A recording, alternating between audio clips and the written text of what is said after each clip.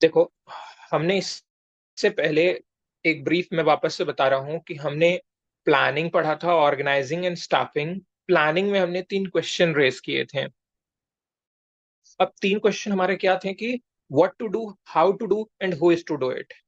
Question हमने जब planning में किया था तो व्हाट टू डू, तो हमें प्लानिंग में उसका आंसर भी मिल गया। हाउ टू डू तो ऑर्गेनाइजिंग में आंसर मिला। And who is to do तो उसका आंसर हमें स्टाफिंग में मिल गया। बट अब एक ध्यान से सुनना, ये मेन बात मैं आपको जो बताने जा रहा हूं। डायरेक्टिंग चैप्टर और टिल प्लानिंग ऑर्गेनाइजिंग स्टाफिंग, इन दोनों में एक स्फीयर बढ़ जाता है। बहुत ध्यान से समझना। इससे जो पहले ना, इससे पहले जो स्टेप्स थे ना या प्रोसेस थे, उसमें सिर्फ अरेंजमेंट्स होते थे, काम नहीं होता था, एक्चुअल वर्क नहीं होता था, एक्चुअल वर्क नहीं होता था उसमें। इससे पहले हमने प्लानिंग, ऑर्गेनाइजिंग, स्टाफिंग, प्लानिंग में सोचा कि क्या करना है, ऑर्गेनाइजिंग में जो चीजें चाहिए वो लाएं, स्टाफिंग में जो लोग चाहिए वो लाएं। काम अभी शुरू नहीं हुआ था।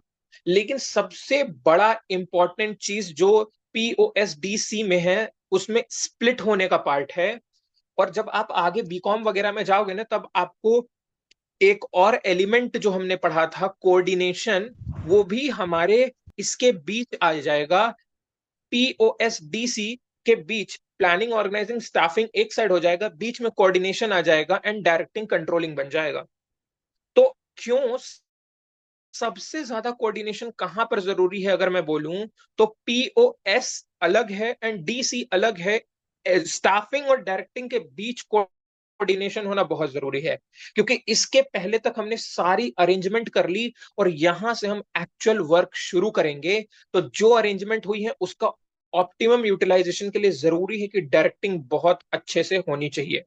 ये बहुत अच्छे से याद रखना, ये आपके बुक में क्लियर कट में ऐसे ही नहीं बताया है कि बाद में जाकर आपको कोऑर्डिनेशन कहां पर प्लेस करना होता है। ठीक है, अब आगे चलते हैं।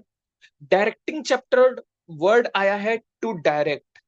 टू डायरेक्ट वर्ड का मतलब है टू प्रोवाइड डायरेक्शन। डायरेक्शन देने को हम क्या कहते हैं? डायरेक्टिंग। अब डायरेक्शन देने को लोग कैसे कैसे बोल सकते हैं, बहुत ध्यान से सुनना, किन किन चीजों को लोग डायरेक्शन मानते हैं। तो सबसे पहली चीज, हम कहते हैं किसी को गाइड करना का भी मतलब डायरेक्ट होता है, किसी को इंस्ट्रक्ट करने का मतलब भी होता है, सुपरवाइज करने का मतलब भी होता है, मोटिवेट करने का मतलब भी होता है, लीड करने का भी मतलब होता है। इन सब का मतलब डायरेक्ट करना ही होता है। तो किसी इंसान को guide, instruct, supervise, motivate, lead करना किस चीज के लिए? यहां हमें और काम कुछ नहीं चाहिए। हम लीड उसको इस वजह से कराना चाहते हैं बिकॉज हम उस इंसान से अपना ऑर्गेनाइजेशनल गोल अचीव करवाना चाहते हैं, and that to effectively and efficiently achieve करवाना चाहते हैं। इसलिए हमें डायरेक्टिंग करना पड़ता है।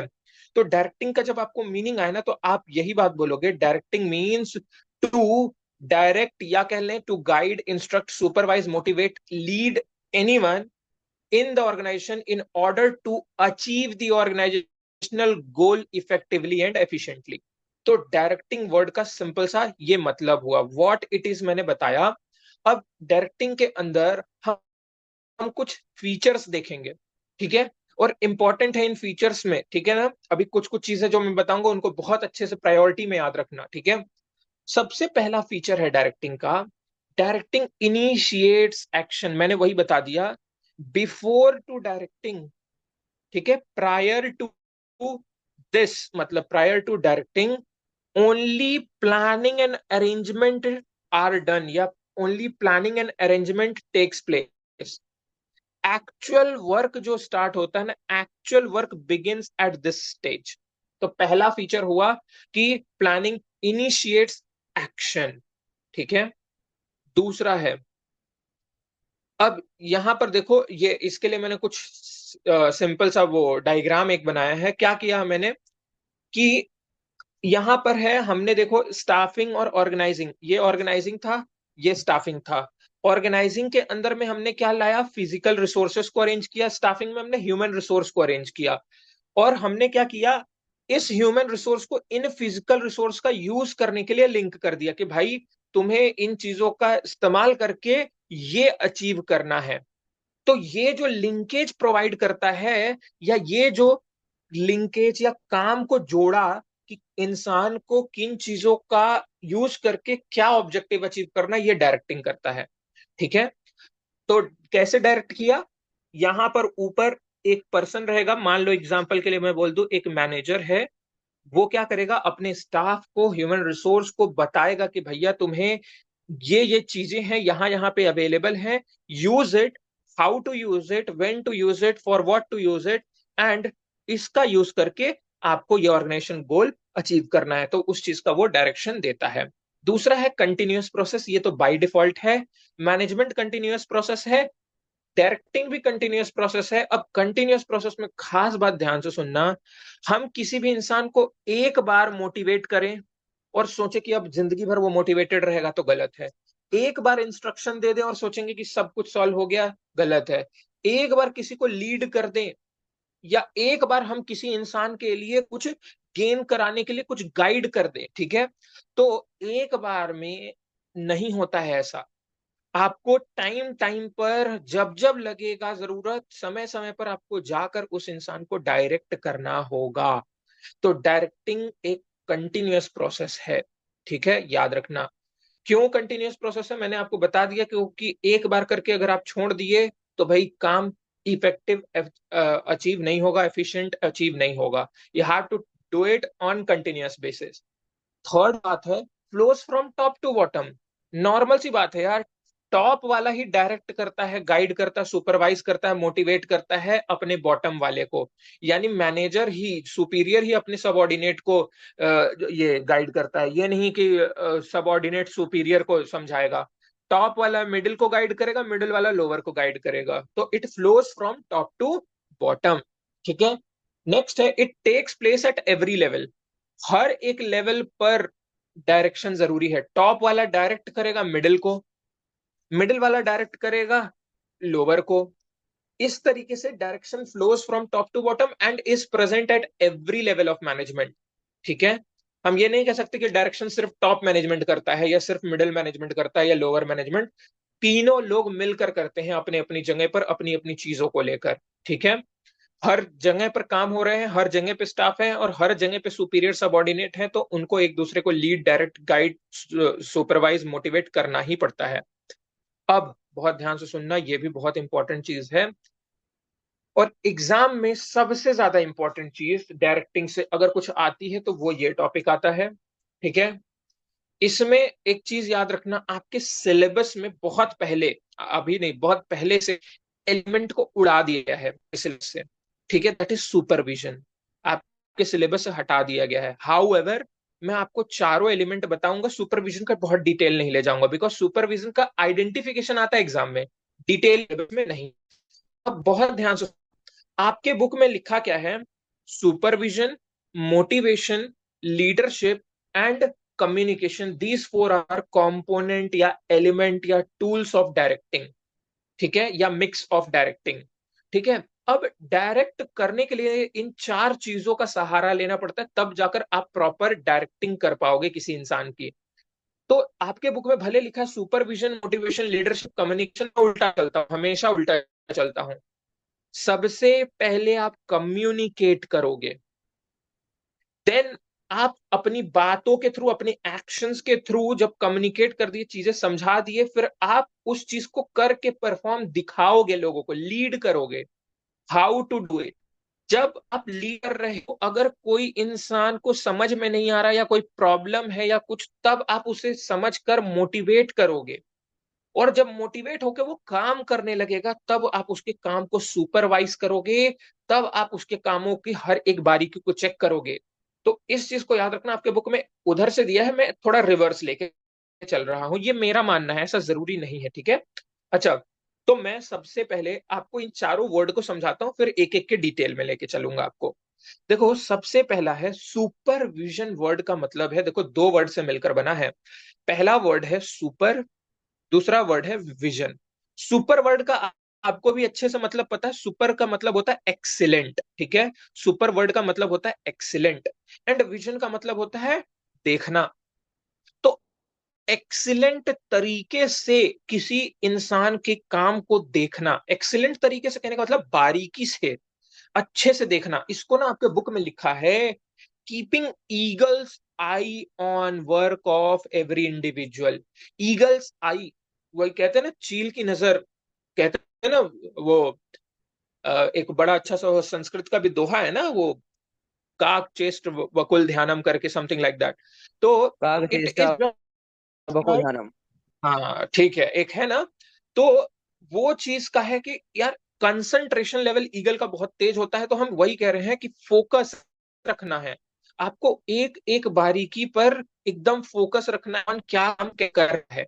तो सुपरविजन वर्ड का यही मतलब, सुपर एंड विजन, सुपर बोले तो एक्सीलेंट एंड विजन बोले तो देखना, यानी बारीकी से किसी काम को देखना, keeping eagle's eye on work of every individual. ठीक है, ये होता है हमारा सुपरविजन का मतलब। दूसरा चीज है मोटिवेशन। मोटिवेशन को मैं ऐसे समझाता हूं, गाड़ी में एक्सेलरेटर का क्या काम होता है? गाड़ी को तेज बनाना। गाड़ी में आगे बढ़ाना गाड़ी को। स्पीड बढ़ाना, एग्जैक्टली आगे बढ़ाना तो अलग बात हो गई, वो तो व्हील। एक्सेलरेटर वर्ड का मतलब होता है टू इंक्रीज द स्पीड, यही होता है ना आई गेस, एक्सेलरेटर का काम वही होता है। तो एक्सेलरेट वर्ड का भी मतलब, या एक्सेलरेटर का काम होता है स्पीड कंट्रोल करना, and that same goes motivation. Motivation को हम कहते हैं it is accelerator of work. किसी इंसान के काम करने के स्पीड को बढ़ाने को मोटिवेशन कहते हैं यहां पर। ठीक है, या रियल लाइफ में ऐसा होता है, बट यहां पर एक्चुअल वही बात बता रहा है, accelerator of work is called motivation. ठीक है, तो जो चीज से हम काम की स्पीड को बढ़ा दें, किसी के परफॉर्मेंस को बढ़ा दें, दैट इज कॉल्ड मोटिवेशन। ठीक है, तो नेक्स्ट वर्ड मैंने आपको बताया मोटिवेशन। ठीक है, थर्ड वर्ड है लीडरशिप। ठीक है, अब लीडरशिप वर्ड में क्या है देखो, लीडर वर्ड आया है, सॉरी लीडरशिप वर्ड आया है लीडर से, एंड लीडर वर्ड आया है लीड से। और लीड वर्ड का मतलब बहुत ध्यान से समझना, लीडर और मोटिवेटर में एक बहुत बड़ा फर्क है, इससे ही आप समझोगे। लीडर वर्ड का मतलब क्या होता है ये क्लियर रखो। लोगों को लगता है लीडर मतलब वन हु लीड्स, लीड्स का उनको मतलब लग जाता है कि कोई काम को करके दिखाने का। That is not leader. Leader word का सबसे बड़ा वर्ड या मीनिंग होता है influencing behaviour of others. Influencing behaviour of others word का मतलब है या सेंस क्या है, अगर किसी के ना को आप हां बना दो, या हां को ना बना दो, उसके बिहेवियर को, उसके माइंडसेट को अब आप इन्फ्लुएंस कर पा रहे हो, बदल पा रहे हो, that quality is called leadership. ठीक है, काम कम करते हैं लेकिन उनको अगर आप देखोगे, उनके काम करने से ज्यादा उनके वर्ड की वजह से लोग उनको पसंद करते हैं। He knows what audience he has to target, what must be his language, what must be his tone, what are the key things जिससे वो ऑडियंस को अच्छा अट्रैक्ट कर पाएंगे, इन्फ्लुएंस कर पाएंगे। इन्फ्लुएंस वर्ड का सिंपल मतलब, लीडरशिप का सिंपल मतलब होता है ना को हाँ, हाँ को ना में बदलने वाली क्वालिटी को लीडरशिप कहते हैं। ठीक है, बहुत क्रिस्टल क्लियर वर्ड से समझा रहा हूँ। Influencing behaviour of others is called leadership quality. ठीक है, तो इसको याद रखने का लीडरशिप वर्ड का सिंपल मीनिंग। चौथा है कम्युनिकेशन। कम्युनिकेशन वर्ड तो you know it very well, it means exchange of idea, thought, concept, feeling, information by one another. पर दूसरे पर्सन तक अगर इन सब चीजों का एक्सचेंज किया जाए, ठीक है, चेंज किया जाए या ट्रांसफर किया जाए नहीं बोल रहा है, एक्सचेंज का मतलब टू वे होता है। ठीक है, एक्सचेंज किया जाए, आप भी कुछ बोलो, उससे भी कुछ ग्रैब करो, लोकेशन है तुम ही बोलते गए, तो that is not communication. Communication वे को कंप्लीट कम्युनिकेशन कहते हैं, कम्युनिकेशन इज एक्सचेंज। ठीक है, तो इस चीज को याद रखोगे। ये चार वर्ड के अभी तो मैंने आपको मीनिंग बता दिए। ठीक है, अब इन चार वर्ड पे ही आपका पूरा आगे का कंटेंट, पूरा आगे का सिलेबस आपका ये थियरी है या डिटेल किया गया है, इन चारों वर्ड को तोड़ा गया है।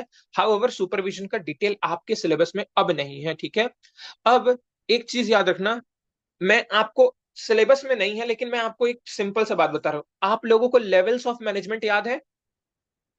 कितने लेवल होते हैं मैनेजमेंट के? 3। तीन होते हैं। टॉप, मिडिल एंड लोअर, उसमें एक लेवल का नाम हमने रखा था सुपरवाइजरी लेवल, किसी को याद है? Lower level. Very good. Lower level का नाम रखा क्यों था सुपरवाइजरी लेवल? क्योंकि उसमें कौन आता था? और सुपरवाइजर। सुपरवाइजर का ही मेन काम होता सुपरविजन, याद रखना। सुपरवाइजर का मेन काम होता टू सुपरवाइज, यानी टू सुपरविजन। और सुपरविजन के आपका डिटेल नहीं है एग्जाम में, बट अगर गलती से फंक्शन या इंपॉर्टेंस पूछ ही दिया, फंक्शन या इंपॉर्टेंस ऑफ सुपरविजन पूछ दिया गलती से, कुछ और नहीं है बेटा, वो लोअर लेवल के फंक्शन पूछ रहा है आपसे। तो लोअर लेवल का फंक्शन ही आप पढ़ोगे तो आपको कोऑर्डिनेट हो जाएगा, सुपरविजन के अंदर आता है। ठीक है, तो आप देख लेना सुपरवाइजर कौन होता है, मैं आपको बताया हूं, या मैं आपको सुपरवाइजर लाइव देता हूँ। वो मूवीज में आप देखे होंगे, अगर किसी मूवीज का अंदर आप फैक्ट्री का सीन देखे होंगे, जिसमें फैक्ट्री वर्कर वगैरह काम कर रहे होंगे, चाहे वो पुराने जंगे के हो या नए तौर तरीके से काम कर रहे हो, एक बंदा होता है जो ऊपर में ऐसे वो राउंड लगाने के लिए वो या घूम घूम कर वो पहरा देते रहता है, एक तरीके से देखते रहता है कि कौन क्या काम कर रहा है। अगर कुछ भी इधर उधर दिखता है तो वहां से आवाज लगाता है कि भैया ये ऐसा करो, वहां जाओ, ये करो। वो पर्सन होता है सुपरवाइजर। तो सुपरवाइजर का मेन यही काम होता है। ठीक है, तो सुपरवाइजर का अगर डिटेल गलती से आ गया, आपके सिलेबस में नहीं है, तो आप लोगों को बोलना, मैं बोलूंगा। ठीक है, आपको अलग से नहीं याद करना है। अब मोटिवेशन वर्ड के अंदर अब हम एक एक करके घुसने जा रहे हैं। ठीक है, मोटिवेशन के अंदर में पहला मतलब ये तीन टर्म्स हैं मोटिवेशन से जुड़े। ठीक है, मोटिवेशन से जुड़े तीन वर्ड्स हैं, और तीनों का अच्छे से मीनिंग याद रखना, क्योंकि इसमें कंफ्यूज होते हैं। इसमें कई बार एमसीक्यू में पूछ दिया गया है, और इवन आइडेंटिफाई करने के नाम पे पूछ दिया गया है। ध्यान से सुनना। मोटिवेशन वर्ड में एक वर्ड है मोटिव। मोटिव वर्ड का क्या मतलब होता है भाई? आप लोग एक चीज बोलते हो ऑब्जेक्टिव, वो भी तो एक मोटिव है।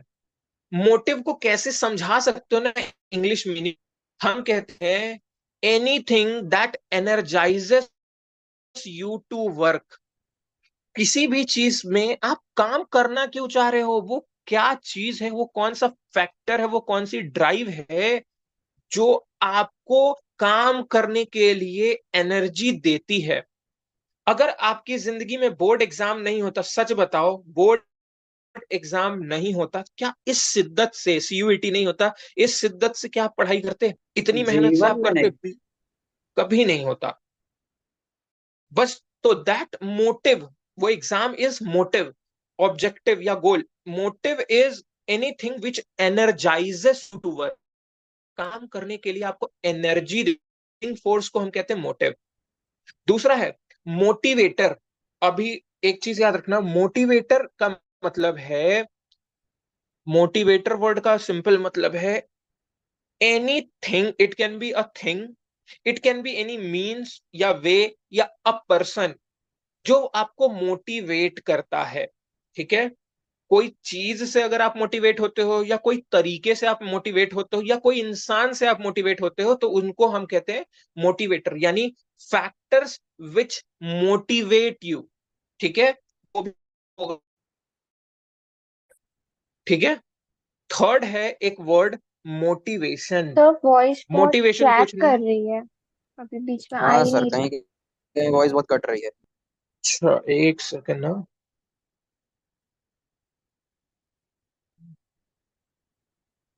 लेट मी सी।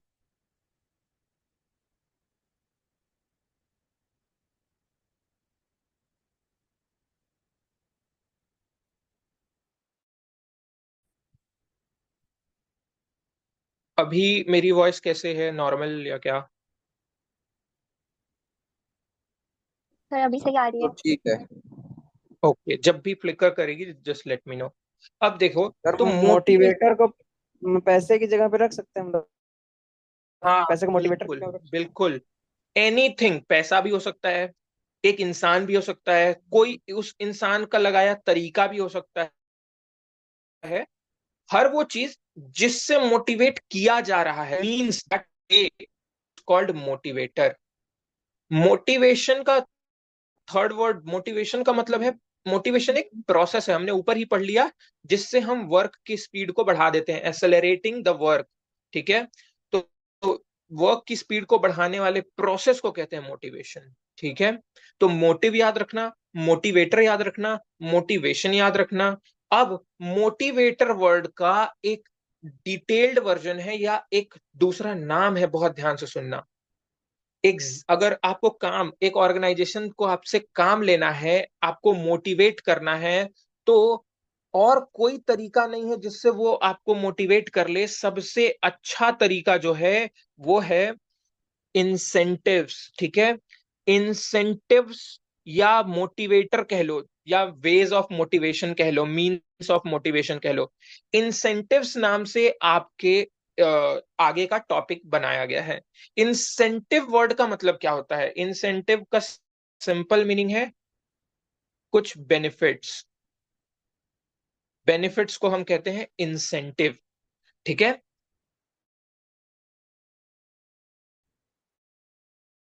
बेनिफिट, किसी को कुछ बेनिफिट होगा तो वो मोटिवेट होगा भाई। बिना बेनिफिट के किसी को आप मोटिवेट नहीं कर सकते। ठीक है, तो अब वही चीज ये क्या बोल रहा है, इंसेंटिव नाम पे आपका टॉपिक बना दिया, दैट इज मोटिवेटर या वेज ऑफ मोटिवेशन। तो अब ये बोल रहा है कि जो आपका इंसेंटिव है, या मोटिवेटर है, या वेज ऑफ मोटिवेशन है, वो क्या है। तो देखो क्या है, टाइप्स ऑफ इंटेंसिव या टाइप्स ऑफ मोटिवेशन का वे। इसमें एक हेडिंग है मॉनेटरी, और एक है नॉन मॉनेटरी, और आपके केस स्टडी का सबसे इंपॉर्टेंट टॉपिक यहां से। अब ये क्या पूछेगा, देखो, अगर मैं आपको जो मोटिवेशन देने का मोटिवेटर यूज कर रहा हूं ना, याद रखना, जो मोटिवेटर मैं यूज कर रहा हूं that is in terms of money, पैसे से जुड़ा अगर वे मैं लगा रहा हूं, तो उसको मॉनेटरी इंसेंटिव्स या मोटिवेटर कहेंगे। वेयर एज अगर अदर देन मनी कुछ और तरीका लगा रहा हूं, that will be considered as non monetary incentive या non monetary type of motivation या मोटिवेटर। ठीक है, अब मॉनेटरी के अंदर पहला चीज आप अच्छे से जानते हो, इस पे मैं बहुत डिटेल नहीं करूंगा, बोनस देना। अगर एक एम्प्लॉय डीमोटिवेटेड है, हो सकता है ना उसको पैसे की कम लग रहा हो, या कुछ चीजें उसको एक्सपेक्टेड हो ना हो दें, तो बोनस यानी over and above your normal payment अगर कुछ एक्स्ट्रा मिलेगा, तो उससे वो मोटिवेट हो सकता है, एक तरीका। दूसरा चीज जिससे लोग बहुत मोटिवेट हो जाते हैं, रिटायरमेंट बेनिफिट, यानी कि कई जॉब में जहां पर रिटायरमेंट बेनिफिट नहीं है, पेंशन, पीएफ, ग्रेचुइटी, ये सब मिलना भी एक तरीके का मोटिवेशन फैक्टर होता है कंपनी के लिए, और कंपनी के साथ बहुत समय तक काम करने के लिए ये एज मोटिवेटर काम करता है। ठीक है, थर्ड है, ये कोई मोटिवेटर नहीं है, बस इतना बोल रहा है कि आप जो पेमेंट दे रहे हो ना, फेयर देना।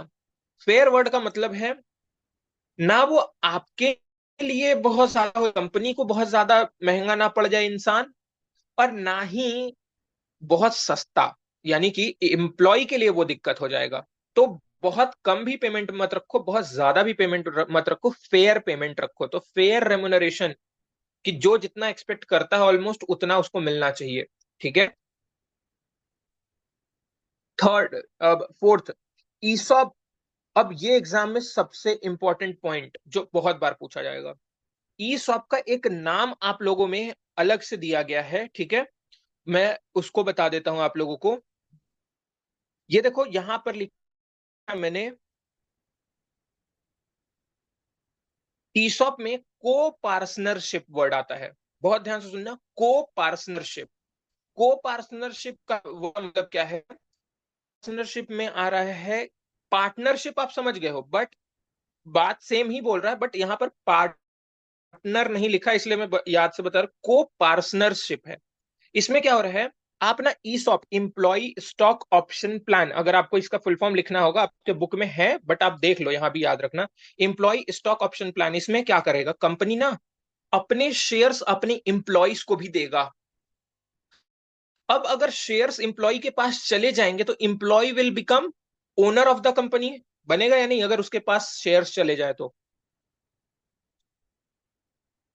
एंड अगर वो ओनर बन गया तो भाई ओनर का सिंपल है, डायरेक्ट लिंक्ड टू प्रॉफिट उसका रिटर्न होता है। जितना कंपनी कमाएगी उतना ओनर कमाता है। तो अब ये लोग अगर ओनर भी बने तो ये लोग भी और ज्यादा मेहनत करेंगे, कंपनी को और ज्यादा प्रॉफिट दिलाएंगे, because they know they will also get direct benefit from it. तो अगर हम कंपनीज में इंप्लॉइज को शेयर वगैरह दे दें तो उसको को पार्टनरशिप या ESOP, employee stock option plan के नाम से जाना जाता है। ठीक। थर्ड है डियरनेस अलावेंस। ये क्या होता है? हाँ, डियरनेस अलावेंस क्या होता है, कोई मुझे बताएगा? पापा लोग को डीए डीए करके सुने होगे ना, कि पापा लोग को डीए मिलता है सैलरी के साथ। किसी ने सुना है या नहीं सुना है? प्लीज कंफर्म इतना तो कर ही सकते हो। नहीं। नो। कोई बात, अच्छा हिंदी में बोलूंगा तो शायद सुना हो। महंगाई भत्ता सुना है किसी ने? ये भी नहीं सुना भाई। चलो कोई नहीं, मैं बताता हूँ। डियरनेस अलावेंस याद रखना हमेशा ना, आपकी जब कंपनी में आप जुड़ोगे तो आपको जो ऑफर लेटर मिलेगा उसके अंदर ना जो आपका सैलरी का ब्रेकअप होगा उसमें बेसिक भी लिखा होगा, बोनस भी लिखा होगा, डीए भी लिखा होगा। डीए वर्ड का मतलब होता है to counter down inflation, to compensate inflation. हर साल जो महंगाई बढ़ रही है ना, उस उसके हिसाब से भी, जैसे जैसे आपका इन्फ्लेशन इंडेक्स बढ़ता है उसके हिसाब से आपके सैलरी में भी इंक्रीज लाया जाता है उस इन्फ्लेशन को कंट्रोल करने के लिए। That is called dearness allowance.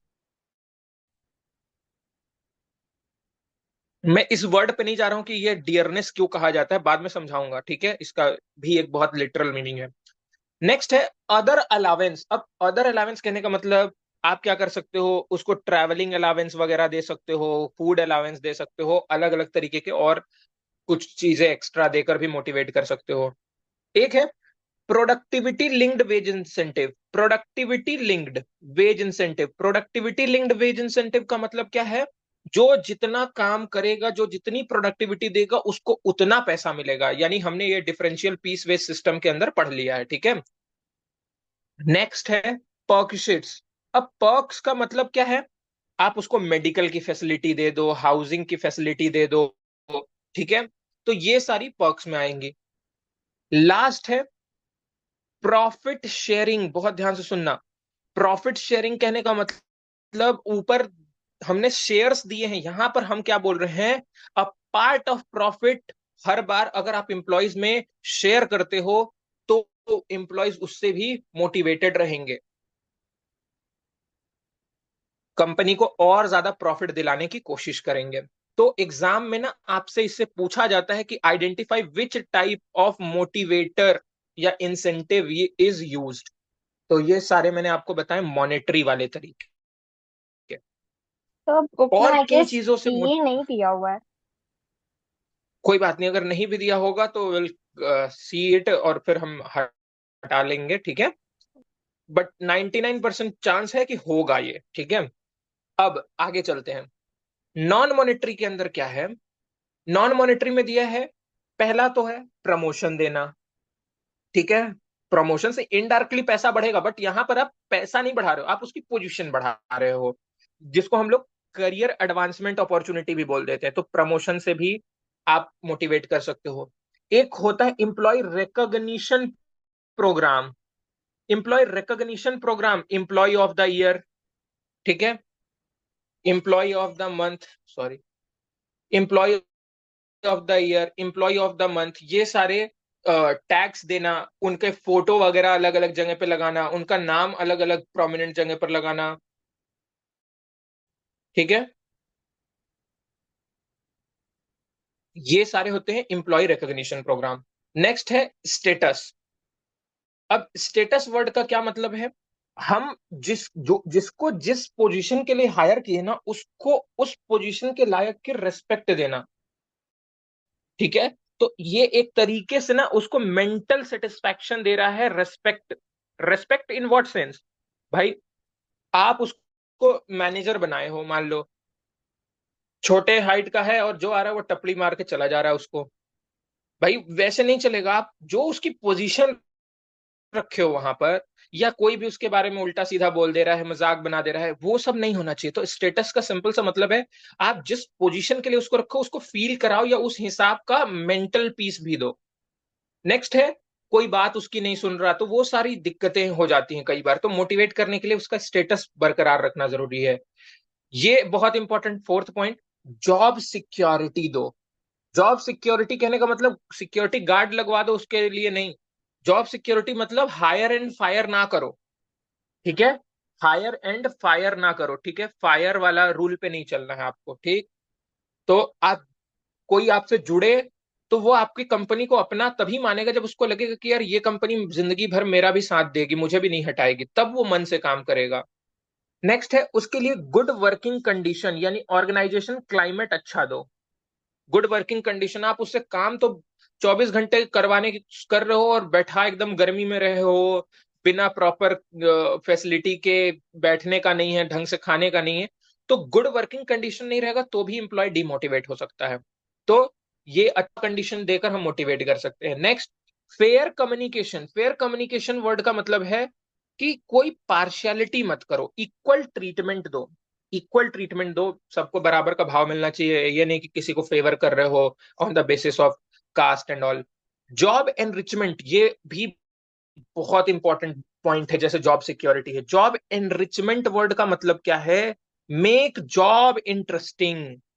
Make job interesting का एक बहुत बेस्ट एग्जांपल आपको देता हूं। Do you know Google has its own world? Do you know that कि Google has its own world?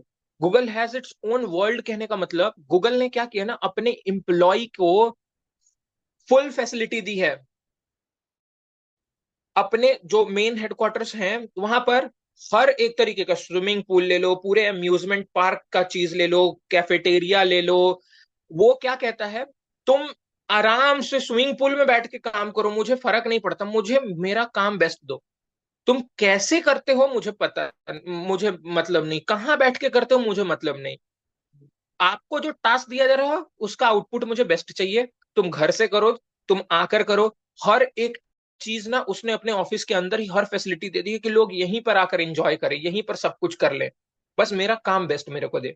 तो आपको ना ऐसे जॉब एनरिच करना होगा, जॉब को इंटरेस्टिंग बनाना होगा। और क्या होगा, कई बार बहुत थियोरिटिकल कोई चीज जा रही होती, तो मैं क्या करता हूं, उसको एनरिच करने के लिए, पढ़ाई को, पढ़ाई पढ़ाना मेरा जॉब है, उसको एनरिच करने के लिए, इंटरेस्टिंग बनाने के लिए मैं कई, कुछ मूवी का एग्जांपल, कुछ प्रैक्टिकल किसी कंपनी का केस स्टडी उठा लेना। तो ये सारी चीज को एनरिचमेंट कहते हैं, मेकिंग द वर्क इंटरेस्टिंग, ठीक है? नेक्स्ट है एम्प्लॉय पार्टिसिपेशन।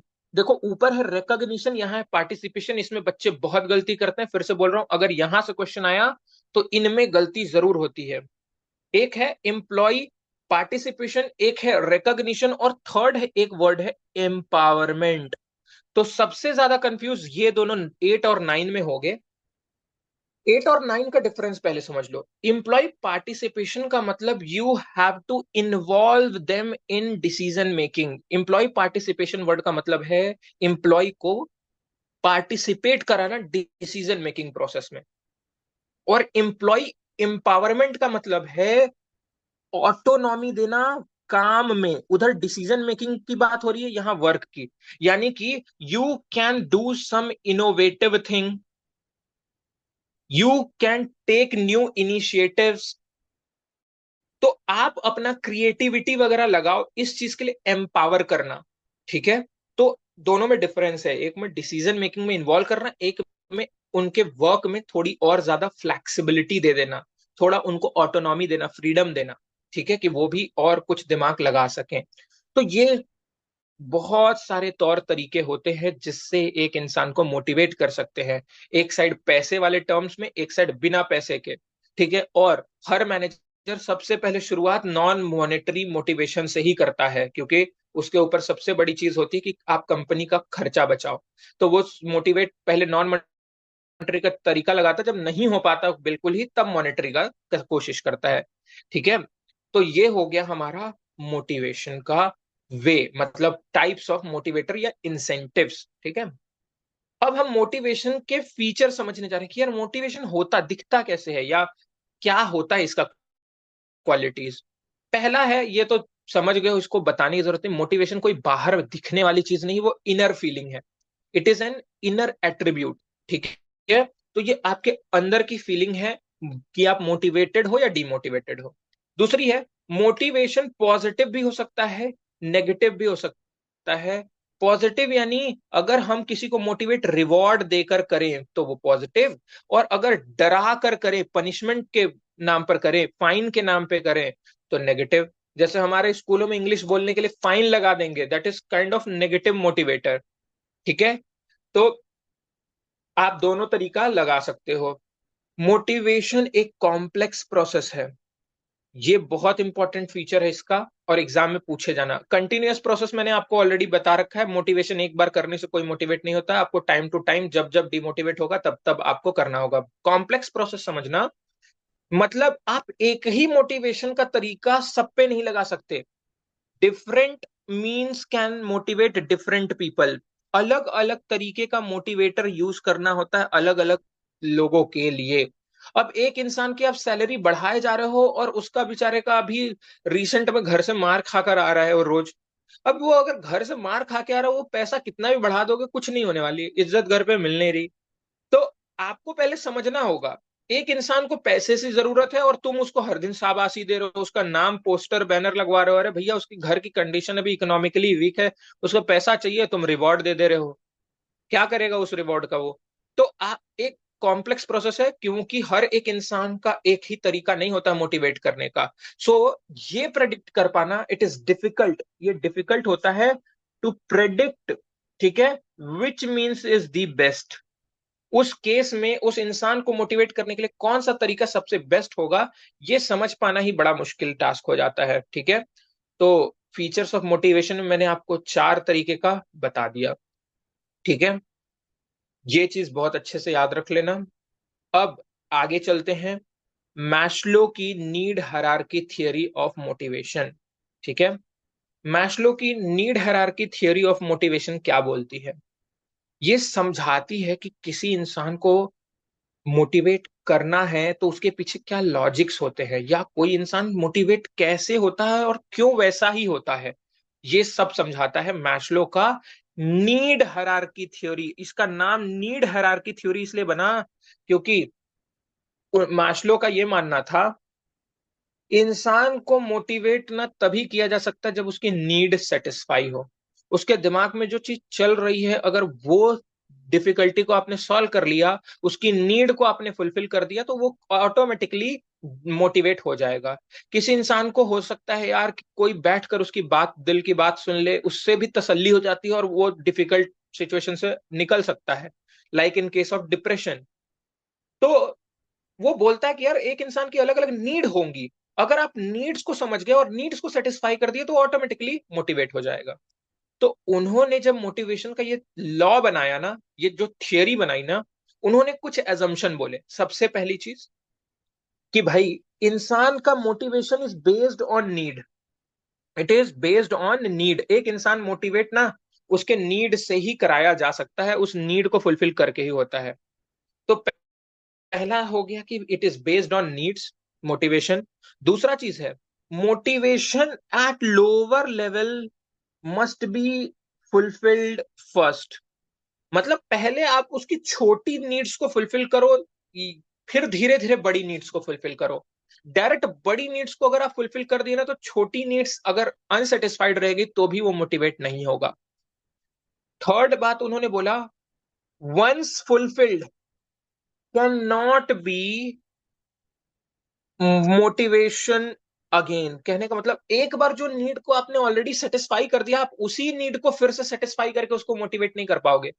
ठीक है, यानी एक इंसान को पैसे की जरूरत थी, आपने उसके पैसे बढ़ा दिए और अब उसका वो प्रॉब्लम सॉर्ट हो गया है, अब आप फिर पैसे बढ़ाकर सोचोगे मोटिवेट हो जाए, नहीं होगा वो।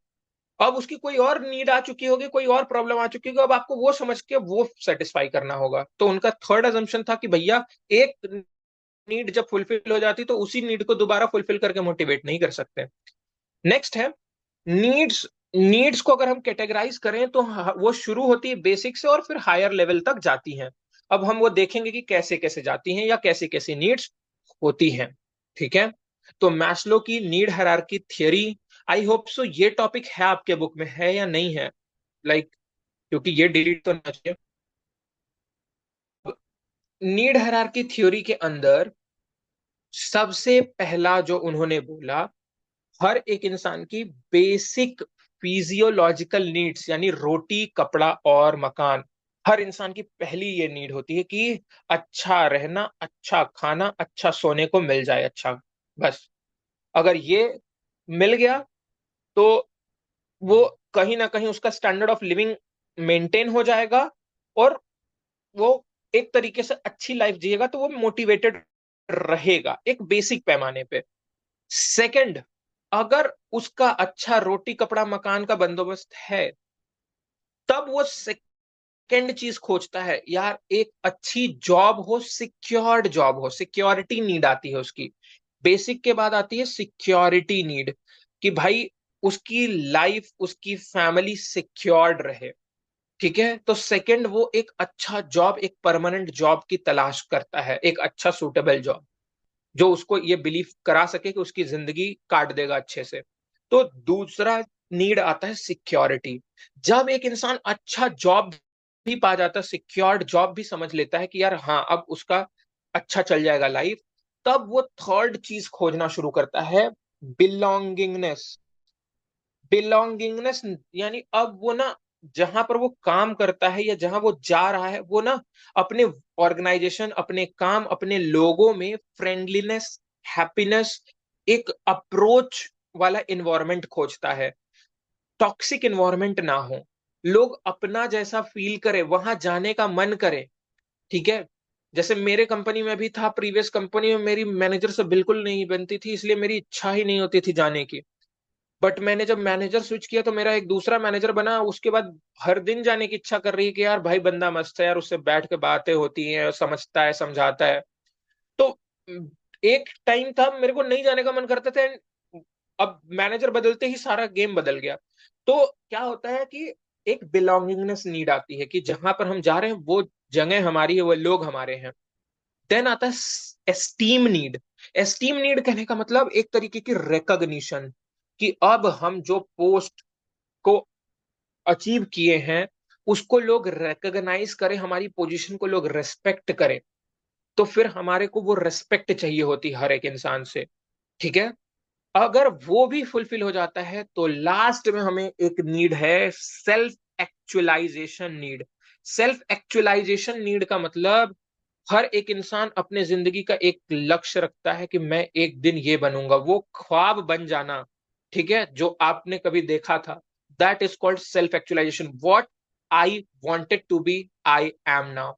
तो वो चीज को कहते हैं सेल्फ एक्चुअलाइजेशन। मैं तो इसको सीधे कहता हूं, एक तरीके से मोक्ष पा लेना। कहते हैं ना, मोक्ष का मतलब सिंपल सा क्या है, संतुष्टि। ठीक है, वो, उसको क्या बोलते हैं, आपका इक्विलिब्रियम पॉइंट आ जाना। ठीक है, तो हाईएस्ट लेवल ऑफ नीड को कहते हैं हम सेल्फ एक्चुअलाइजेशन। जब हमें लगे कि जो हम चाहते थे अब वो हम बन चुके हैं, अब हमारी जिंदगी का अर्थ निकल चुका है, that is called self actualization need. तो यही चीज मैस्लो ने भी बताई कि 5 तरीके की नीड होती हैं, moving from basic to higher level, यानी basic, security, belongingness, esteem and self actualization. ठीक है, एक इंसान हमेशा बेसिक से शुरू करेगा और सेल्फ एक्चुअलाइजेशन तक जाने की कोशिश करेगा, कोई भी स्टेप को वो तोड़ेगा नहीं। बेसिक होगा, फिर सिक्योरिटी होगा, फिर बिलोंगिंगनेस होगा, पहले ही आप थर्ड पे या फोर्थ पे नहीं जंप कर सकते। और एक बार अगर बेसिक फुलफिल हो गया तो फिर बेसिक को फुलफिल करके काम नहीं चलेगा, फिर सिक्योरिटी चाहिए, सिक्योरिटी अगर फुलफिल हो गया तो फिर बिलोंगिंगनेस चाहिए। तो ये उन्होंने समझाया। तो ये था उनका समझाने का तरीका, उनका मोटिवेट करने का तरीका। तो उन्होंने ये बताया कि भाई मोटिवेशन क्या है, क्यों है, और कैसे कैसे है, मतलब कैसे कैसे कंप्लीट की जा सकती है। तो उन्होंने बताया सबसे पहले मोटिवेशन क्या है का मीनिंग भी बताया और फीचर भी बताया। फिर उन्होंने बताया मोटिवेशन क्यों है, तो बताया कि नीड के वजह से होती है मोटिवेशन का जो सिम्टम। और कैसे कर सकते हैं, तो नीड्स ऐसी ऐसी, मॉनेटरी नॉन मॉनेटरी दोनों हो सकती है, ये सारे तरीके लगा के कर सकते हो सर। अगर ये कर दिया तो काम हो जाएगा, नहीं किया तो भैया ऑर्गेनाइजेशन में दिक्कतें रहेंगी ही, काम अच्छे से नहीं होगा। तो मैस्लो की ये सारी थियोरी हमने कंप्लीट कर ली। ठीक है, तो मैस्लो का थ्योरी हमारा कंप्लीट। अब हमारा थर्ड एलिमेंट, हमने सुपर विजन समझ लिया, हमने मोटिवेशन को कंप्लीट कर लिया। थर्ड वर्ड है लीडर या लीडरशिप। तो सबसे पहले हमें ये समझना है, मैंने लीडरशिप क्या होता है वो समझा दिया, इन्फ्लुएंसिंग के क्वालिटी को हम लीडरशिप कहते हैं। ठीक है, अब लीडर का तीन तरीका होता है, या लीडरशिप को प्रैक्टिस करने का तीन स्टाइल होता है। कुछ लीडर होते हैं ऑटोक्रेटिक लीडर, जैसे मैंने एग्जाम्पल में यहां डाला है। अगर ऑटोक्रेटिक लीडर का नाम लिया जाए तो मैं बोलूंगा हिटलर। हिटलर एक बहुत ऑटोक्रेटिक अथॉरिटेटिव आदमी था। ठीक है, बहुत ज्यादा वो क्या करता था, अपना ऑर्डर देता था, हक जताता था। तो एक होता ऑटोक्रेटिक, दूसरा होता डेमोक्रेटिक। एग्जाम्पल के लिए as of now Modi ji democratic है, वन मैन वन वोट से चुने हुए। और थर्ड है, एग्जाम्पल के लिए बस बता रहा हूं, मनमोहन सिंह। अब ये क्यों होते हैं, ऐसा क्यों एग्जाम्पल दिया, इट इज लाइक लेजिस्फेयर या फ्री रेन। ठीक है, इसका दोनों नाम है, लेजिस्फेयर या फ्री रेन, ये थर्ड तरीका है। इसका कहने का मतलब होता है प्रिंसिपल ऑफ नॉन इंटरफेरेंस। अब ये तीनों वर्ड में एक एक चीज मैं बताता हूं। जैसे हिटलर को आपने समझ लिया कि हिटलर की क्या क्या खूबी है, वन मैन रूल। देखो ये कुछ काम करता है एक autocratic leader, one man rule, जो वो बोलेगा वही करना होगा। सेंट्रलाइजेशन, हर एक पावर उसी के हाथ में रहेगी। Third, no participation in decision making, किसी और को डिसीजन में इन्वॉल्व नहीं करेगा। ये है हिटलर। किंग्स वो ऑटोक्रेटिक होते हैं। Modi ji one man one vote से चुने गए इंसान है वो। ठीक है, सेकेंड चीज है सेलेक्टेड बाय पीपल है, यू नो दैट। सेंट्रलाइजेशन और डिसेंट्रलाइजेशन के बीच वो बैलेंस क्रिएट करते हैं। ठीक है, यानी कि सेंटर को भी पावर दिया है, स्टेट को भी पावर दिया है, लोकल को भी दिया है, लेकिन सबके बीच बैलेंस है कि स्टेट कभी सेंटर के ऊपर ना चढ़ जाए, लोकल कभी सेंटर स्टेट या सेंटर के ऊपर ना चढ़ जाए, ऐसा नहीं है। तो उन्होंने जब वो डिसीजन मेकिंग अथॉरिटी वगैरह बांटा है, तो वो सेंट्रलाइजेशन डिसेंट्रलाइजेशन को बहुत बैलेंस तरीके से बांटा गया है। इसमें इसमें पार्टिसिपेशन होता है। ठीक है, याद रखना, यहां पार्टिसिपेशन नहीं है, यहां पार्टिसिपेशन मिलता है। यानी जब उन्हें कोई डिसीजन लेना होता तो अकेले नहीं ले लेते हैं, अपने लोगों को, अपने मिनिस्टर्स को, अपने कैबिनेट को बुलाकर डिस्कस करके उसके बाद लेते हैं। तो ये सेकंड हुआ। थर्ड वाले को समझना बड़ा जरूरी है। थर्ड वाला क्या बोलता है, ये फ्री रेन या लेजिस्फेयर का मतलब सिंपल है, it is based on principle of non interference. ये क्या बोलता है, कंप्लीट डिसेंट्रलाइज कर दो, कंप्लीट डिसेंट्रलाइजेशन। बोलता है मुझे कोई डिसीजन नहीं लेना है, तुम लोगों को जो करना है अपने हिसाब से कर सकते हो, बस मेरा एक कंडीशन है। बहुत ध्यान सुनना, यही लाइन आपको फंसने से बचा सकती है, क्योंकि जब डेमोक्रेटिक और लेजिस्फेयर को चुनना आता है ना, तब बड़ा कंफ्यूजन होता है। ये क्या बोलता है, मुझे कोई फर्क नहीं पड़ता है, तुम्हें जो काम जैसे काम करना है करते रहो, लेकिन कभी भी तुम्हारी फ्रीडम किसी और के फ्रीडम को वायलेट ना करे, हार्म ना करे। और अगर अगर आपने, ये क्या बोलता है, leader gets into picture when freedom of one person harms others. आपकी जो ऑटोनॉमी, आपके जो फ्रीडम दी गई है, वो किसी और की फ्रीडम के ऊपर दिक्कत हावी ना पड़े, खराब ना करे, दिक्कत ना करे, नहीं तो फिर मैं आऊंगा तो पूरा ऑटोक्रेटिक बन जाऊंगा। तो ये सिंपल बोल रहा है, फुल्ली डिसेंट्रलाइज रखता हूं मैं, तुम लोग अपने हिसाब से चलाओ, अपने हिसाब से काम करो, बट आपका काम किसी और के काम को खराब नहीं करना चाहिए, आपका फ्रीडम किसी और को हार्म नहीं करना चाहिए। अगर ये नहीं होगा तो डिसेंट्रलाइज, अगर ये हुआ तब लीडर अपना पावर जताएगा और तब पूरा कंट्रोल अपने हाथ में लेगा। तो ये तीन तरीके से याद रखना। मनमोहन सिंह एग्जाम्पल क्यों लिया आप लोगों को पता है, वो बोलते नहीं थे, पता नहीं क्यों। ठीक है, दो he was very knowledgeable, no doubt. ठीक है, अभी तक के अगर बहुत सबसे नॉलेजेबल पीएम्स में कोई था तो वो मनमोहन सिंह है। ठीक है, तो he was like finance minister as well. ठीक है ना, वो पहले वो भी सर्व कर चुके हैं। तो याद रखना, तीन तरीके के लीडर होते हैं या तीन तरीके के उनके लीडरशिप क्वालिटी मतलब एक्सरसाइज करने का तरीका स्टाइल होता है। ठीक है, कुछ लोग क्या करते हैं पूरा अपने से करते हैं, कुछ लोग मिलकर करते हैं, कुछ लोग सबको करते हैं, बस दिक्कत होने पर आते हैं। ठीक है, तो ये तीन तरीके के लीडर हो गए हमारे। ठीक है, अब एक चीज मैंने यहां पर लिखने से ज्यादा मैं आपको यहां पर करा रहा हूं कवर, वो और वो एग्जाम में लीडरशिप से जैसे ये पूछा वैसे ये भी इंपॉर्टेंट है। ठीक है, लेकिन नीचे वाले स्टाइल बहुत इंपॉर्टेंट है केस स्टडी के लिए। ये बोल रहा है एक लीडर के अंदर अच्छी अच्छी क्वालिटीज का नाम बताओ, एक लीडर में क्या अच्छी अच्छी क्वालिटी खासियत होती है, एक लीडर को अच्छा लीडर क्यों बोलते हैं या क्या चीजें होंगी तो अच्छा बनेगा। सबसे पहला आप लोगों को भी पता है लीडर बनने के लिए सबसे अच्छी चीज होनी चाहिए आपकी कम्युनिकेशन स्किल। आपको बोलना ढंग से आना चाहिए, वरना पप्पू की तरह आपका भी मजाक उड़ाया जा सकता है। ठीक है, तो वो क्या बोलते हैं अचानक से उनको खुद ही नहीं समझ में आता और बाद में जानते हो कंक्लूजन क्या निकलता है। तो पहले तो आपको कम्युनिकेशन आनी चाहिए, दूसरा कॉन्फिडेंस होना चाहिए भाई। यू नो दैट हर एक लीडर अगर वहां पे जाके घबराने लगेगा तो कोई काम नहीं चलेगा। तो सेकंड है कॉन्फिडेंस। थर्ड है बट ऑब्वियस यार, ये तो लीडर के हर इंसान में होना चाहिए, नॉलेज। तो आप जिस चीज के लीडर हो उस चीज का कमांड होना चाहिए, आपके पास नॉलेज होना चाहिए। और सबसे बड़ा चीज ये इनिशिएटिव। इसके लिए मैंने ना एक बड़ा अच्छा सा वो इंस्टाग्राम में पोस्ट देखा था।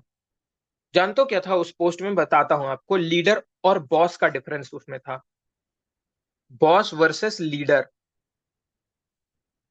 एक ना यहां पर आ, ये ऐसा समझ लो कि एक कार्ट है, ठीक है, ये ठीक, मान लो एक कार्ट है, या आप कह लो जैसे वो बग्गी, घोड़े वाली वो जो रहती कार्ट, तो वो है।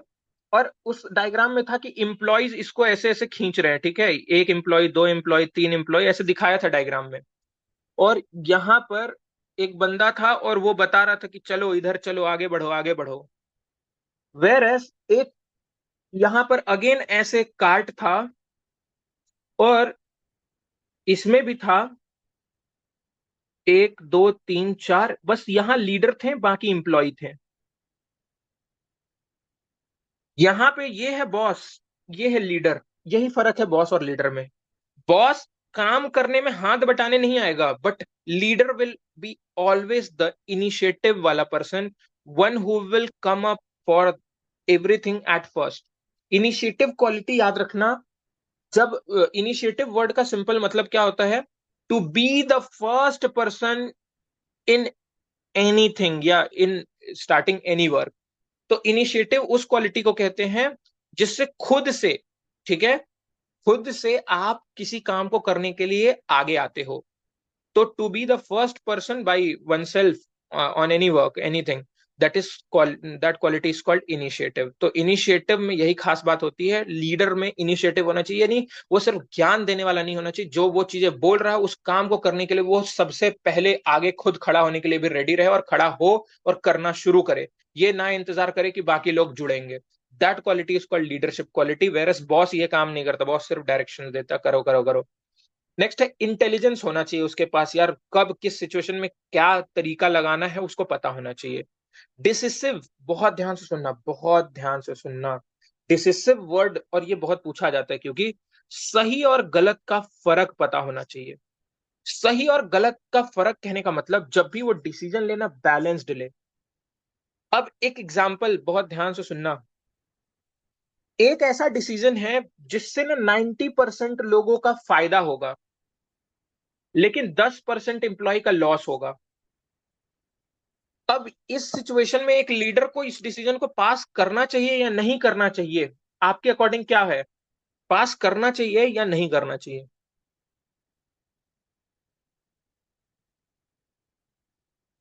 एक कंपनी में कुछ नया काम या डिसीजन लेना है, उस डिसीजन में 90% लोगों का भला है, 10% लोगों का बुरा भी होगा। क्या ये डिसीजन लेना चाहिए या नहीं? No sir. No sir. क्यों? क्यों ऐसा आपको क्यों फील हो रहा है? पर अब प्रोस्पेक्ट रख सकते हो ऐसा। सर लीडर सही है। लीडर किसी का बुरा नहीं चाहेगा, वो 10%। Exactly exactly, that's the main thing कि भाई उसको एक बार कम अच्छा हो ना अच्छा हो सोच लेगा, किसी का बुरा नहीं कर सकते। और कब किस सिचुएशन, अच्छा it's not always the case कि वो 90 और 10 में ना ही ले डिसीजन, कई बार ले भी लेगा। ही विल ऑलवेज सी कि भाई वो जो डिसीजन है ना वो किसी को सीवियरली गंदा इंपैक्ट ना कर जाए। तो डिसिसिवनेस इसी क्वालिटी को कहते हैं, जब भी वो डिसीजन लेगा एक बैलेंस्ड डिसीजन लेने की कोशिश करेगा, जिसमें सही और गलत की बहुत बखूबी परख होनी चाहिए उसको। That quality is called decisiveness. ठीक है, तो डिसिसिवनेस मतलब सही गलत की बराबर परख होना, यानी जिससे एक बैलेंस डिसीजन लेना। ठीक है, तो it is not always the case, situation में वेरी, कई बार वो 90 को देखकर ले भी सकता है एंड 10 को नेग्लेक्ट भी कर सकता है, when that 10% is not severely impacted, they are impacted but not to that extent. But जैसे मैंने आपसे पूछा कि यार बुरा असर करेगा, तो भाई यहाँ पे वो नहीं लेगा फिर वो डिसीजन। तो ये चीज को याद रखना। डिसिसिवनेस बहुत पूछा जाता है एग्जाम में, इसलिए मैंने इसको इंपॉर्टेंट बोला। इनिशिएटिव बहुत पूछा जाता है, इसलिए मैंने उसको इंपॉर्टेंट बोला। ये दो बहुत पूछे जाते हैं एग्जाम में। थर्ड बात मैंने आपको बता दिया, इन्फ्लुएंसिंग स्किल। इन्फ्लुएंसिंग स्किल का सीधी मतलब मैंने आपको क्या बोला था, ना को हाँ में बदलना। ये क्वालिटी उसको आनी चाहिए। उनके एम्प्लॉय बोल रहे नहीं हम इस काम को नहीं करेंगे, उसको पता है होना चाहिए कि वो किस तरीके से उसको लोगों में हाँ करा दे। ठीक है, सोशल स्किल होना चाहिए यार, थोड़ा हंसमुख होना चाहिए, एकदम एरोगेंट ना होना चाहिए, दूसरों की मजबूरी प्रॉब्लम समझने सिंपैथेटिक होना चाहिए, एम्पैथेटिक होना चाहिए थोड़ा। सोशल स्किल होना चाहिए, फ्रेंडली होना चाहिए। ठीक है, फिजिकल अपीयरेंस। अब फिजिकल अपीयरेंस का बच्चे डोले शोले से कोई मतलब नहीं है कि जिम विम वाला एकदम मस्कुलर नहीं। फिजिकल अपीयरेंस कहने का मतलब लीडर एक फिजिकल एबिलिटी रखने वाला, या एक अच्छा फिजिकल अपीयरेंस रखे। ठीक है, अब पता चला कि, मैं गलत नहीं बोल रहा बट पता चला कि वो है एक प्रोफेशनल आदमी और गमछा लगा के आ गया भैया, पान लगाए मुंह में, समझ ही रहे हो वो शक्ल, याद कर सकते हो आप, मिर्जापुर वगैरह देखे हो अगर कुछ। तो इन सब चीजों में है ना ऐसा कि भाई आप फिजिकल अपीयरेंस में मैच ही नहीं खाओगे तो नहीं जचेगा। आप एक चीज देखते हो फिजिकल अपीयरेंस का, मैं आपको बेस्ट एग्जांपल दूं, मोदी जी का सबसे अच्छा चीज जो मुझे लगता है, अगर वो साउथ में जाएंगे, अगर वो नॉर्थ में, ईस्ट में, वेस्ट में, जिस साइड जाएंगे, उनका पहनावा देखते हो, ड्रेसिंग वो बदल देते हैं। उस तरीके की टोपी अगर जहां पर प्रोमिनेंट है, उनकी अपनी कल्चरल टोपी लगा लेंगे। और जिस तरीके के वो ड्रेसअप करते हैं वैसे ड्रेसअप में जाएंगे वो। और कोशिश वो करते हैं कि उनकी लैंग्वेज में उनका स्पीच तैयार हो। तो that is called communication, influencing, physical appearance, वो वाली क्वालिटीज होती हैं। ठीक है, तो ये सारा चीज है हमारा लीडरशिप के अच्छे अच्छे क्वालिटीज। ठीक है, और ये आपका होमवर्क है, फीचर्स ऑफ लीडरशिप। मैंने इतना लीडरशिप पढ़ा दिया ना इसको, अब इसमें आपको कोई मजा नहीं आने वाला है, same to same repeated point है, आप फीचर्स पढ़ लेना। ठीक है, तो मैंने आपको ये लीडरशिप की पूरी क्वालिटीज बता दी कि एक लीडर में क्या चीज और कैसी चीजें होनी चाहिए। ठीक है, होप सो इतना आप लोगों को क्लियर है, इतने में कोई डाउट नहीं आ रहा है, कुछ है डाउट वाउट तो बता दो मुझे इतने तक में। नो समझ सर। में आया इतना? नो। ठीक है। यस। अब अब मैं आप लोगों को एक और छोटे टॉपिक पे लेके चलता हूँ ना, बहुत ध्यान से सुनना। वो हमारा छोटे इन द मतलब वो केस स्टडी वाले टॉपिक, छोटे छोटे जो है।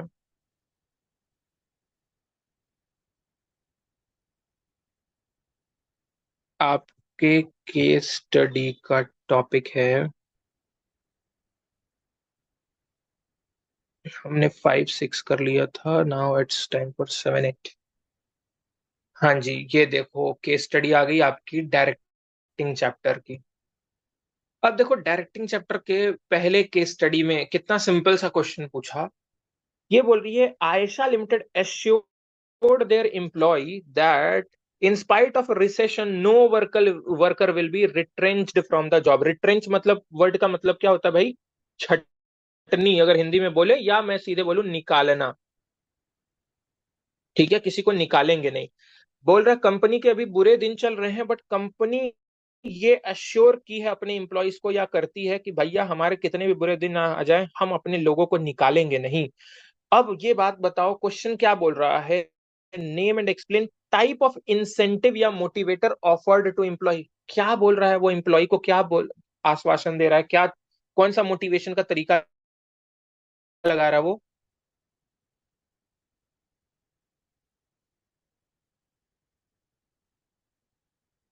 हाँ जी, मोटिवेशन का कौन सा तरीका लगा रहा है।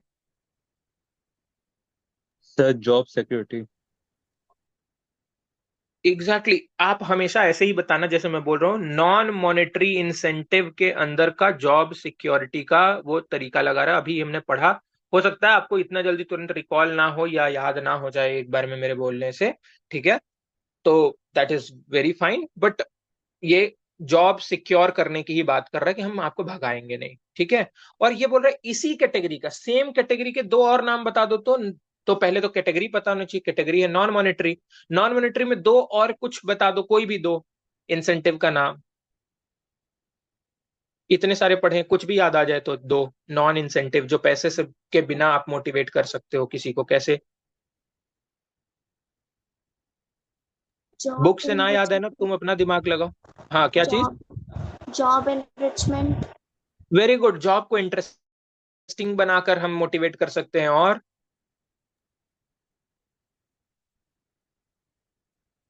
अपने से भी दिमाग लगा सकते हो यार, कि अगर किसी इंसान को मोटिवेट करना है तो यार कैसे कर सकते हैं स्टेटस। आप लोग, जो जो हाँ, उसको उसके काम का रिकग्निशन स्टेटस दो, या वो काम किया है तो भैया अवार्ड सेरेमनी रखवा दो, या आप उसको जैसे ये कोई पार्शियलिटी ना करो उसके साथ, डिसीजन मेकिंग में एम्पावर करो उसको। तो ये सारी चीजों को हम लोग पार्टिसिपेशन कराओ, एम्पावरमेंट कराओ, ये सब तरीका है नॉन मॉनेटरी का, ठीक है। तो आप कोई भी लिख सकते हो।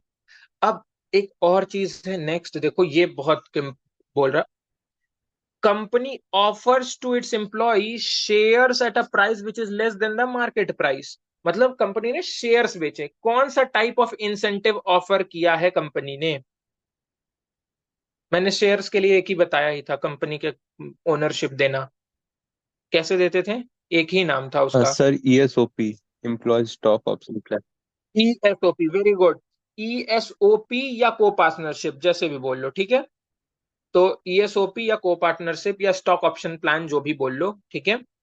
तो ये है, आप आंसर दोगे फिर से वही मैं बोलूंगा, मॉनेटरी इंसेंटिव के केस के अंदर ईएसओपी का केस है।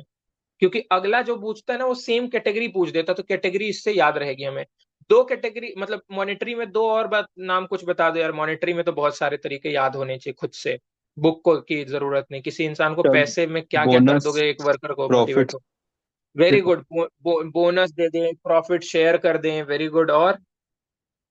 Retirement benefits. और क्या कर सकते हैं, रिटायरमेंट के बहुत सारे बेनिफिट दे दें, ट्रैवलिंग वगैरह का फैसिलिटी दे दें, हाउसिंग वगैरह यानी पर्क्स वगैरह दे दें, ठीक है।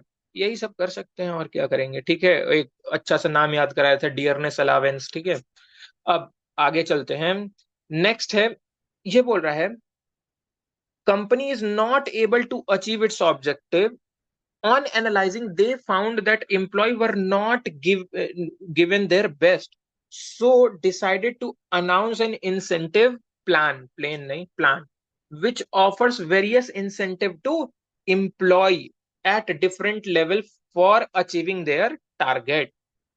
Which element of directing is used by manager। देखो जब भी एलिमेंट पूछे ना डायरेक्टिंग में, चार ही एलिमेंट होते हैं।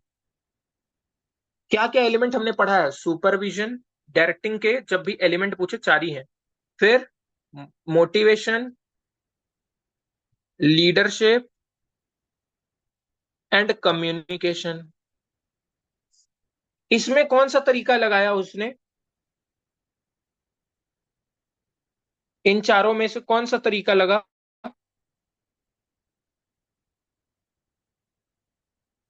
कंपनी ने डिसाइड किया है कि इंसेंटिव देंगे हम लोगों को जो अच्छा काम करेगा परफॉर्मेंस के हिसाब से।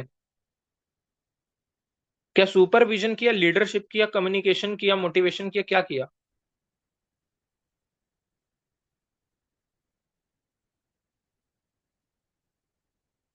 हाँ जी, बताएं।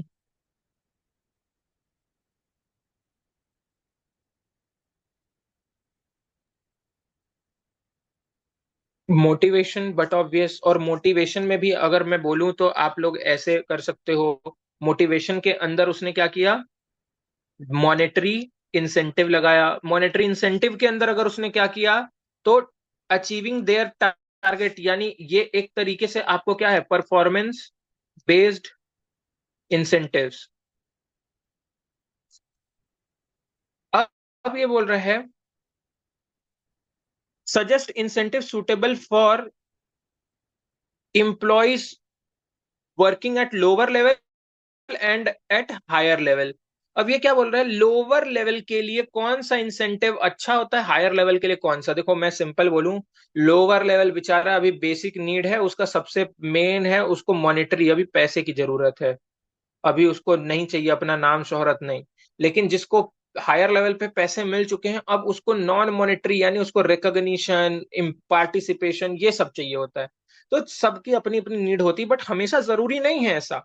बट एक जनरल लेवल पे यही देखा जाता है कि लोअर वाले ज्यादा पैसा पे ओरिएंटेड होते हैं क्योंकि उनको पहले ग्रो करना है। हायर वाले पैसा ऑलरेडी कमा चुके होते हैं, उनको रिकॉग्निशन चाहिए होती है। ठीक है, तो ये हो गया हमारे ये थर्ड वाला पॉइंट। ठीक है, अब उसके अंदर में अब नेक्स्ट चलते हैं।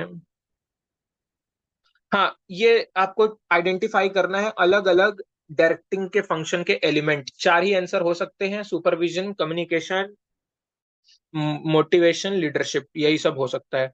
अब एक चीज मुझे बताओ, ये इसको देख के ही बताओ, superior oversee activity of subordinate, इसको क्या बोलते हैं।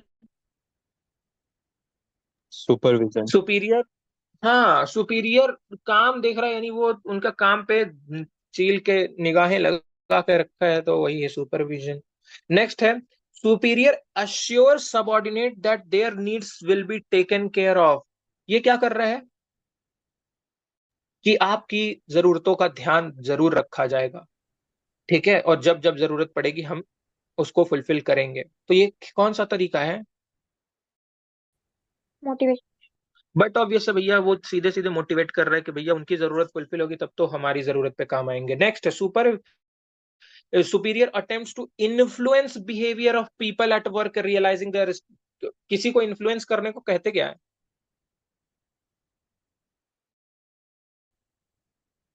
हाँ जी, क्या बोलते हैं इन्फ्लुएंसिंग बिहेवियर को।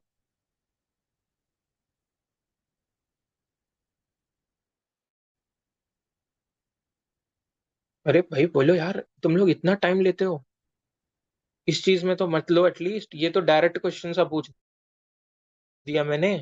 किसी के बिहेवियर को इन्फ्लुएंस करने को क्या बोलते हैं, इन्फ्लुएंसिंग क्वालिटी को क्या बोला लीडरशिप। जाता है। इसी को तो लीडरशिप कहते हैं यार, ऐसा मत करो यार। यार इतना डायरेक्ट सी चीज इनडायरेक्ट भी होता तो। अच्छा, superior share information to subordinate, information share करने को क्या बोलते हैं, अब इसको तो प्लीज मत बोलना। कम्युनिकेशन। हाँ, कम्युनिकेशन। अब ये ना बने तो फिर मतलब समझ रहे हो, फिर तो बहुत बड़ा दिक्कत है। अच्छा, एक ना टाइप ऑफ कम्युनिकेशन होता है, अभी हमने क्योंकि कम्युनिकेशन का डिटेल नहीं किया उसको बताऊंगा आपको, ठीक है। तो अभी वो क्योंकि वो कम्युनिकेशन वाले पार्ट में भी बहुत पूछा जाता है एग्जाम में। ठीक है, ये हो गया हमारा। ठीक, ये पूरा ठीक है। और हाँ, ये वाला थोड़ा सा देख लेते हैं ना, बस ये लास्ट करते हैं फिर छोड़ देंगे आपको, ठीक। और हमारा नेक्स्ट क्लास में डायरेक्टिंग का पूरा चैप्टर खत्म हो जाने वाला है, कम्युनिकेशन का पार्ट बचा है। उसको मैं फ्रेश इसलिए पढ़ाना चाहता हूँ क्योंकि उससे सबसे ज्यादा क्वेश्चन पूछे जाते हैं और ट्रिक रहता है उसमें, ठीक है, मतलब दिमाग ज्यादा लगेगा। अब देखो ध्यान से सुनना।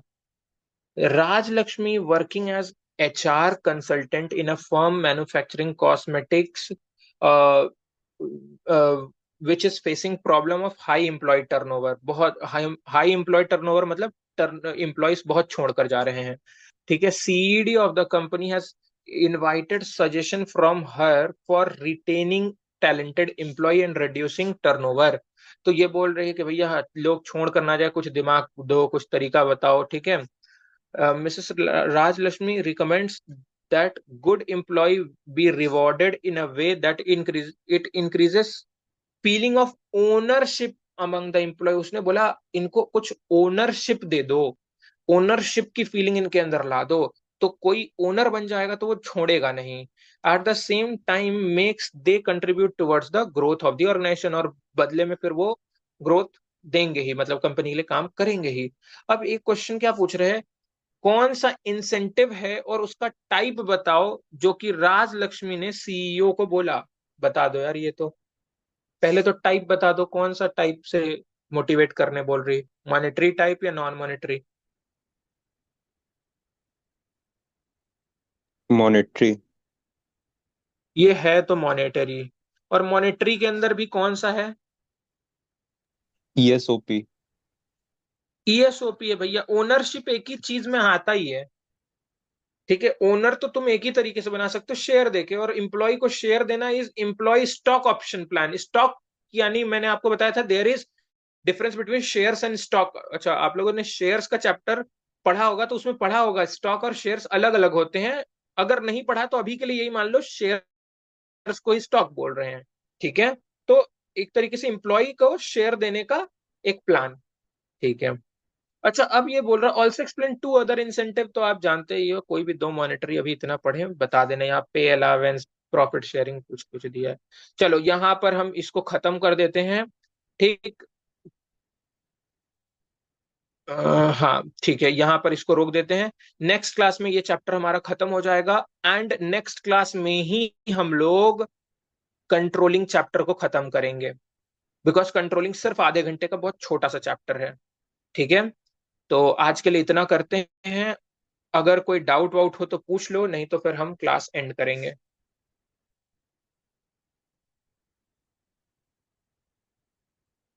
No sir. चलो ठीक है, तो फिर मैं क्लास को यहाँ एंड करता हूँ।